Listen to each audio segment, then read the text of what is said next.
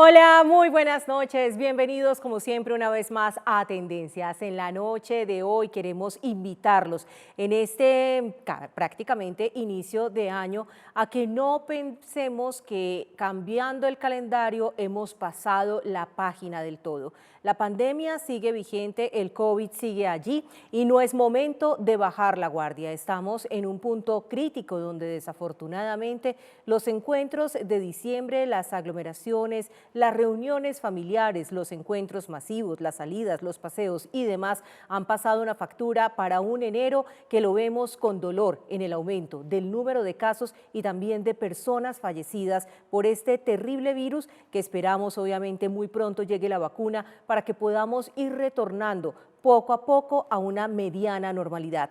Para hablar acerca de cómo no bajar la guardia y por qué no podemos, está con nosotros hoy el gerente del Hospital La María, el doctor Héctor Jaime Garro, pues gerente y médico. Muy buenas noches y bienvenido a Tendencias. Caterine, muy buenas noches. Da la oportunidad para desearle a usted y a toda la audiencia un cordial saludo de Año Nuevo y desde el Hospital La María nuestro indeclinable esfuerzo por contribuir a superar la pandemia del COVID-19 y las demás enfermedades que se presentan en nuestro querido departamento. Así es, porque desafortunadamente no solamente estamos atentos del COVID, sino que las otras patologías también siguen su curso. Los pacientes pues siguen presentando complicaciones en diversas áreas, se presentan accidentes, también eventos inesperados que hay que seguir atendiendo. Y en este caso pues la situación del COVID agrava la situación como ya lo vivimos durante todo el 2020, año que será inolvidable y seguramente también buena parte de este 21 que acabamos de iniciar. Gerente, hablemos acerca de un tema que ha sido muy controvertido en los últimos días y es los toques de quedas y las cuarentenas. Sabemos que a mayor nivel de cumplimiento de las mismas, pues menos duración también tendrían, porque la gente sería muy juiciosa y aunque las cuarentenas no controlan el virus, sí ayudan a evitar su propagación. Quisiera escuchar desde su concepto médico y científico cuál es su opinión frente a estas decisiones gubernamentales que, como mencionábamos extra cámaras, pues siempre van a tener detractores independientemente de la medida que se tome. Desde el punto de vista médico, hay dos situaciones que se presentan, digamos, con estos toques de queda de predominio nocturno. El primero de los cuales es que lamentablemente en nuestra cultura, sobre todo los fines de semana, se dan aglomeraciones, se dan fiestas, la bendita mezcla del alcohol con la gasolina, entonces accidentes de tránsito, la posibilidad de riñas, todo ello implica una utilización mayor de los servicios de urgencias de los hospitales y eventualmente, de acuerdo a la gravedad de los traumas o de las lesiones, el incremento en el uso de las unidades de cuidados intensivos. Esta medida busca fundamentalmente eso, pero del lado de la medida en sí propiamente, para evitar este tipo de incremento en la capacidad o en la utilización de las camas de cuidados intensivos, está el otro punto de vista y es que en las aglomeraciones, en muchas reuniones de las que se dieron en el fin de año, por ejemplo, y de las que se dan en los establecimientos de comercio o en las casas donde hacen las respectivas reuniones familiares, se da muy fácilmente el contagio del virus, que nos tiene justamente por esta época en este pico tan crítico y en la utilización de camas de cuidados intensivos por encima del 90%, lo que hace que la alerta roja continúe y que se tengan que implementar este tipo de medidas restrictivas. ¿Cómo se encuentra específicamente el Hospital La María, gerente? Además, porque sabemos que es un hospital que ha dedicado gran parte de sus servicios a incrementar las unidades de cuidados intensivos. Usted nos daba un balance de hasta un 500% más frente a la instalación que tenían antes de la pandemia, pero que sin duda pues no habrá UCIs que alcancen cuando la indisciplina social desafortunadamente sigue haciendo de las suyas en la calle. Así es, Caterine. Con usted he tenido la posibilidad, a través de tendencias, de llegar al pueblo antioqueño en varias oportunidades y siempre les voy dando noticias de incremento de la capacidad de camas. La primera vez que hablamos, le dije que habíamos empezado con 13 camas y que estábamos en 29, y eso ya le parecía a la comunidad que era un gran logro. Enseguida llegamos a 39 y así sucesivamente. La última vez que hablamos en diciembre estábamos en 64 camas. Pues en estos momentos y a raíz del incremento en la utilización de las mismas, nos expandimos y ya estamos en 70 camas. Lo complejo del cuento es que no son 70 camas y 70 equipos. Es el talento humano para tener pacientes y atenderlos con oportunidad y con calidad y con un concepto internacional que se llama la seguridad del paciente. Hoy amanecimos con 63 camas ocupadas, es decir, solo con 7 libres, lo que significa de 70 al 10%, es decir, que el Hospital La María hoy amaneció con el 90% de la ocupación en su capacidad instalada. Si nos hubiéramos quedado con las 64 que teníamos, significaba que disponíamos solo de una cama y que nuestra ocupación ya estaba cerquita del 100%. En las noticias esta mañana escuchaba cómo con preocupación Pereira solamente había amanecido para toda la ciudad con 3 camas disponibles. Entonces, imagínense, Caterine y la comunidad que en estos momentos nos observa y nos escucha, una ciudad como Pereira, solo con 3 camas y con libre circulación en la noche y con todas las posibilidades de accidentes y de riñas, que utilicen esas 3 camas, ¿dónde acostar el resto de la gente? Claro. Nosotros nos preocupamos profundamente. 7 camas, uno dice, son holgadas y es importante y con eso puede que nos sorteemos el día, pero es que llaman de todos los municipios de Antioquia, llaman al Centro Regulador de Urgencias y comentan no solo pacientes con patologías asociadas al COVID, sino con otro tipo de enfermedades. Entonces se va volviendo insuficiente y yo me pongo en los zapatos del gobernador o del señor alcalde y la verdad que me preocupa profundamente. Ahora, hemos tenido un fenómeno en Antioquia parecido al del resto del país, y es que la pandemia ha afectado por épocas a determinadas ciudades.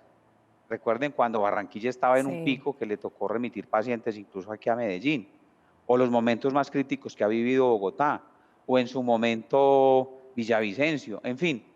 La ciudad de Medellín ha tenido un comportamiento muy de meseta, pero últimamente sí hemos tenido dentro de esa meseta un pico que ha sido complejo de manejar y que obviamente ha puesto en un gran reto a todo el sistema de salud, porque en principio haremos todo lo posible porque no colapsemos y porque ningún paciente muera por falta de atención.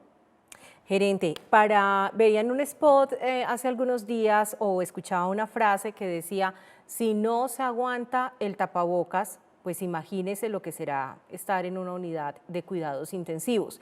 Estar en cuidados intensivos, estar intubado, incluso aquellos que han tenido que recibir atención sin llegar a ese estado crítico, cuentan obviamente lo difícil que es afrontar el COVID desde una hospitalización en aislamiento. ¿Qué es estar en cuidados intensivos con un pie en la muerte y un pedazo en la vida soportado por equipos mecánicos porque su propio cuerpo no es capaz de hacer la labor incluso de respirar? Hagamos un poco de pedagogía a ver si la gente entiende la toma de conciencia que implica, además porque no es solamente salir vivo, es después lo que nos deja el COVID, sus secuelas. Hay personas que nunca volverán a ser las mismas o que quedan con patologías, daños renales, hígado, partes de los pulmones inservibles, en fin, coágulos y demás que se pueden presentar por cuenta de este virus, que es una lotería. ¿Cómo nos va a dar? La verdad que haces una descripción muy completa de lo que puede pasar. Y de pronto, en gran parte, muchas de las personas se han relajado por el hecho de saber que en su mayoría, más del 80% de los casos, los pacientes cursan completamente asintomáticos. Uno tiene que dar su propio testimonio. Y es que cuando yo me enfermé de COVID y en la noche empezaba a tener tos, y se me disminuía la saturación de oxígeno, inmediatamente pensaba en todos los pacientes que tenemos intubados aquí en el Hospital La María y lo que está ocurriendo en el resto del país. El concepto de la sintomatología viene desde el no tener nada, que por eso se llaman asintomáticos y que generalmente el diagnóstico se hace porque alguna persona del núcleo familiar o laboral dio positivo y en el cerco epidemiológico le hacen la prueba, pero cuando se empiezan a tener síntomas, esa lotería de la que hablas no ha respetado ni sexo, ni condición económica, ni grupos de edad. Indudablemente que la epidemiología nos ha demostrado que hay unos grupos poblacionales mucho más vulnerables, como es el caso de los adultos mayores y de las personas que tienen enfermedades comórbidas como la diabetes, la hipertensión, la obesidad, las dislipidemias, y por eso digamos que hay un foco grande y que estadísticamente tienen un significado importante. Pero han muerto niños, han muerto jóvenes, han muerto adultos jóvenes, han muerto adultos todavía no adultos mayores, y por eso precisamente es que cuando se llega a ese punto de requerir la hospitalización, en el caso del Hospital La María, nuestra estadística demuestra que de 100 personas que ingresan al hospital con el diagnóstico de COVID, la mortalidad es aproximadamente del 7%. Pero cuando el paciente entra a una unidad de cuidados intensivos, ese riesgo de mortalidad se incrementa un 30 hasta un 40%. Y esto tiene que preocuparnos y mucho. Ahora, no hacer nada. Muchas personas optan porque no sean llevadas a cuidados intensivos, o que si están en cuidados intensivos, ellos o sus familiares toman la decisión de firmar un documento que se llama el disentimiento, y es en el cual expresan que no autorizan medidas de resucitación o de reanimación cardiopulmonar y de intubación. En consecuencia, si el paciente hace un paro respiratorio, un paro cardíaco, se deja morir.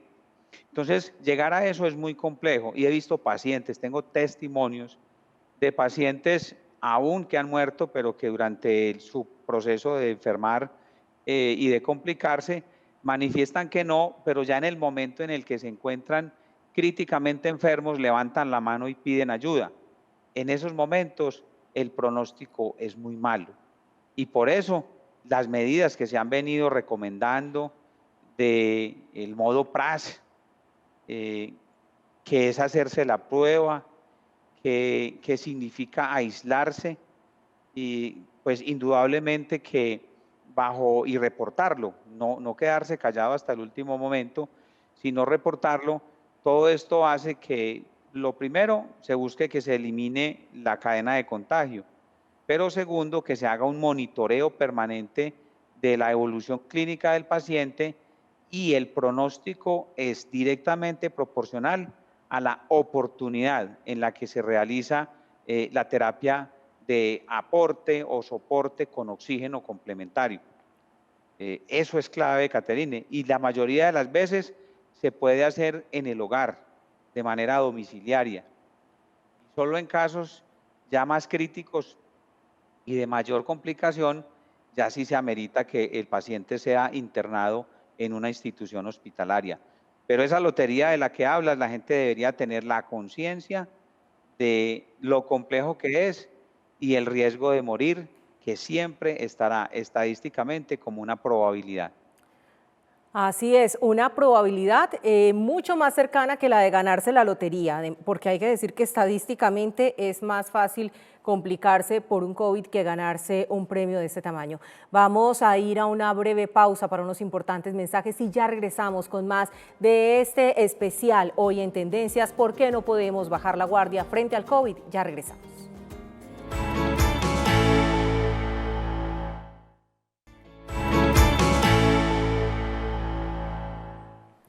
Gracias por continuar con nosotros esta noche en Tendencias, donde los invitamos a no bajar la guardia en este 2021. El COVID no se ha ido, sigue presente entre nosotros y la pandemia es una realidad que desafortunadamente en nuestro territorio sigue cobrando vidas y cada vez sufre también un aumento significativo el número de contagiados en el departamento de Antioquia, por lo menos por estos días. Mientras se estabiliza la curva y llega la vacuna, pues seguimos nosotros también haciendo conciencia para que ustedes utilicen las medidas básicas de prevención, distanciamiento social, lavado de manos y también el uso del tapabocas, que obviamente siempre que estamos en espacios debemos mantener esa distancia de por lo menos 2 metros con las personas que nos rodean y recordar además que la falsa confianza con amigos y familia no debe existir. Un solo contacto equivocado nos puede costar la vida.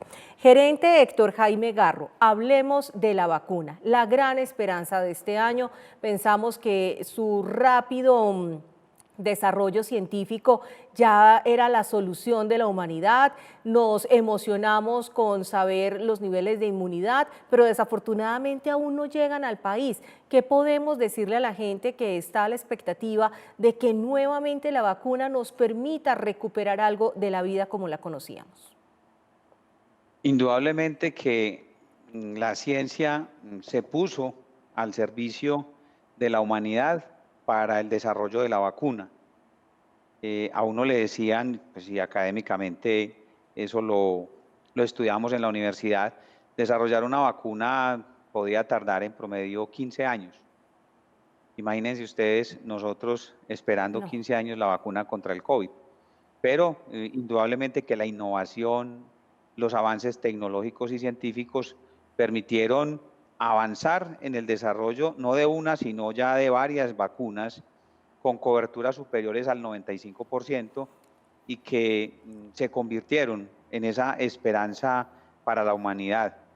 Y justo por eso el mundo tiene más de 7.000 millones de habitantes. Nosotros a veces creemos que aquí ya todos nos enfermamos y que todo, digamos, está disminuyendo el riesgo de contagio. Y los casos reportados en Colombia, confirmados, eh, no llegan todavía a los 2 millones de pacientes. Y se han cobrado cerca de 49.402 muertes en nuestro país.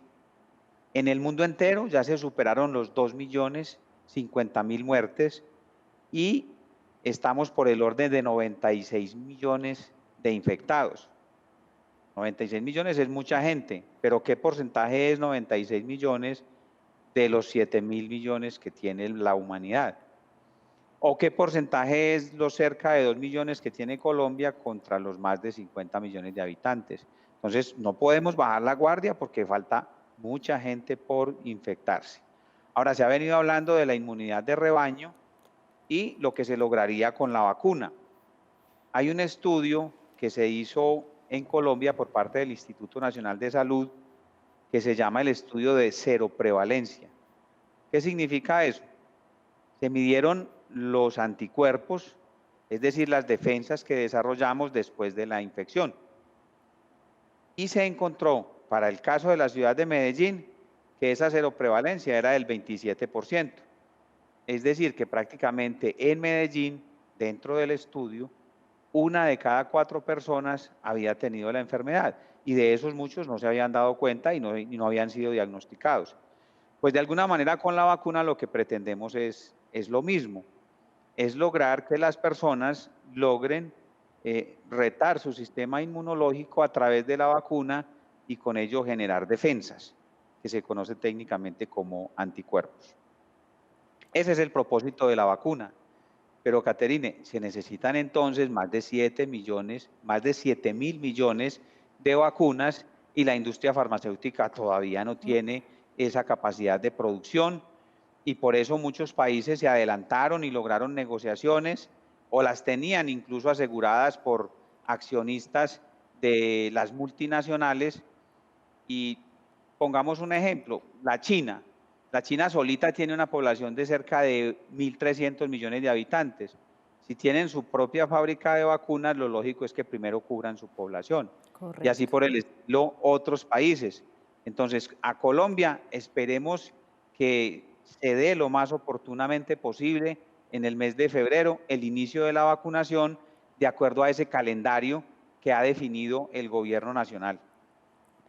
Gerente, para entender un poco más la logística, que es la que nos preocupa. Digamos que la compra ya usted nos la ha pintado y es dramático alcanzar vacunas para nuestro país y esperamos obviamente que se cumpla el calendario en el mes de febrero para iniciar con más de ciento y tanto de pacientes diarios, que además eso nos genera, no, bueno, realmente no recuerdo la cifra de cuántos tiene el gobierno nacional proyectado poder vacunar a diario, pero sabemos que eso se va a demorar mucho. ¿Cómo vamos a llegar con una vacuna que requiere ultracongeladores a diversos municipios alejados del departamento de Antioquia, por mencionar solamente uno, lo más cercano, sin pensar, imagínense, en Amazonas? ¿Cómo vamos a hacer esa logística o tenemos una red suficiente con los puestos de vacunación actualmente en Colombia? ¿Cómo cubrir esa demanda y atender a esos grupos en las prioridades en las que se han establecido?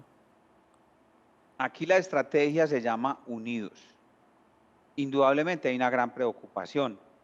Esas cadenas de ultracongelación que requieren de hasta -70 °C, algunos tipos de vacunas, indudablemente van a llevar a que básicamente sean las grandes ciudades las que puedan disponer de este tipo de vacunas y que se utilicen otras vacunas que requieren una cadena de frío menos exigente para llegar a los lugares más apartados del país y en el caso nuestro del departamento de Antioquia. Nosotros tenemos municipios como Urrao, Turbo y Tuango que tienen veredas y corregimientos a 3 a 4 días de camino. Entonces habrá que diseñar una estrategia muy específica para este tipo de poblaciones, pero indudablemente que el ejercicio que hoy está haciendo el gobierno departamental en concordancia con las distintas secretarías locales de salud y todo lo que desde el Ministerio de Salud y Protección Social se está trabajando, está orientado a poder ser capaces de lograr llevar la vacuna en las condiciones óptimas de trazabilidad a los lugares donde sea necesario adecuar los sitios.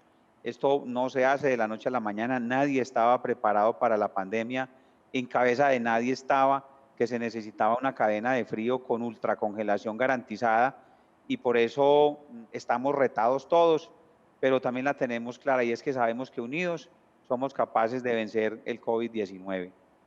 Esperamos que así sea, gerente Héctor Jaime Garro, a quien queremos agradecerle profundamente este espacio que nos brinda, no solamente para alentarnos frente a lo anímico, porque necesitamos saber que este nivel de incertidumbre y que pronto podremos retornar a algo de normalidad, recuperar nuestra vida económica, recuperar incluso la vida familiar y social, sino además también generar espacios de conciencia para que todos demos ese último empujón que necesitamos para sociedad, como sociedad, para no incurrir en los errores que nos llevan hoy a unos niveles de ocupación tan altos de las unidades de cuidados intensivos y a ese cobro de vidas tan significativo. ¿Cuántas personas hoy padeciendo el luto que ha dejado el COVID en sus vidas?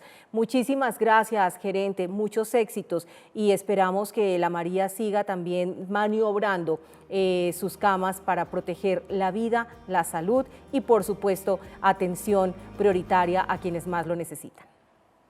Muchas gracias, Caterine, por abrirme este espacio. Es una forma de llegar a compartirle a la comunidad nuestras angustias, no solamente desde lo administrativo, sino también desde lo clínico. Tengo que decirles que muchos de nuestros compañeros se han enfermado, que estamos cansados, que queremos compartir más con nuestras familias, pero que tenemos todavía la moral en alto y que estamos dispuestos a darlo todo por la salud de Antioquia. Muchísimas gracias, gerente. Reconocimiento total al cuerpo médico, a quienes están salvando vidas y sabemos de lo agotados que están. Hemos tenido contacto con usted y con muchos otros médicos que así lo han manifestado y no nos queda sino gratitud eterna. Una feliz noche para usted y para todo su equipo y a nuestros televidentes decirles que nos vemos en un próximo Tendencias. Cuídense, por favor.